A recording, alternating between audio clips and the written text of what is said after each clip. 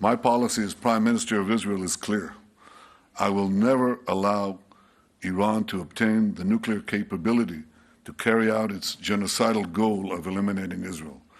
And Israel will continue to defend itself against Iran's aggression and terrorism. Well, let's talk about what's been happening with our correspondent in Jerusalem, Irris Makler. She's on the line now. Irris, what do you make of what Netanyahu had to say there? Well, what's significant is what he didn't say. He didn't refer to the attack on the Natanz nuclear plant in Iran, just south of Tehran, on the day when Iran accuses Israel of being behind that attack.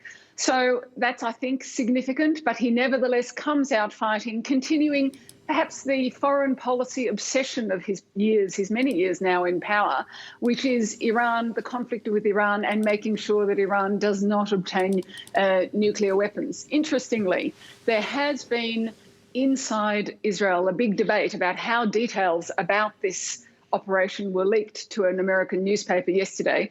Was it American security officials, which is one set of problems for Israel? Was it Israeli security officials, backtracking on Israel's policy of neither confirming nor denying, which is another set of problems for Israel? So there's been a great deal of fierce debate about that here. But what we saw from Israel's Prime Minister is a continuation of that, neither confirm nor deny, of an operation which some sources are saying will put Iran's nuclear enrichment program back by months. And Irris, the timing of all of this may well be relevant. Tell us why. There is at the moment in Vienna a series of talks aimed at bringing Iran back to that and bringing the US back into the agreement with Iran. And Iran, I think, made this announcement 2 days ago that it was the Iranian Nuclear Day that they celebrate, that they were putting into place new centrifuges which can enrich at 50 times the rate of the old centrifuges. And they were saying by that to the US, you can't stop us.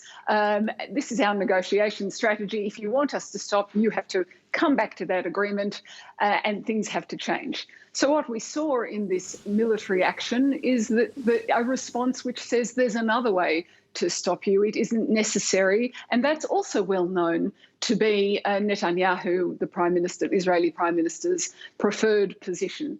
So everything links to everything else. The Vienna talks, the attack, the Iranian Nuclear Day, they're all linked together. All right, Irris Makler for us in Jerusalem. Thank you very much indeed for explaining a little of that to us.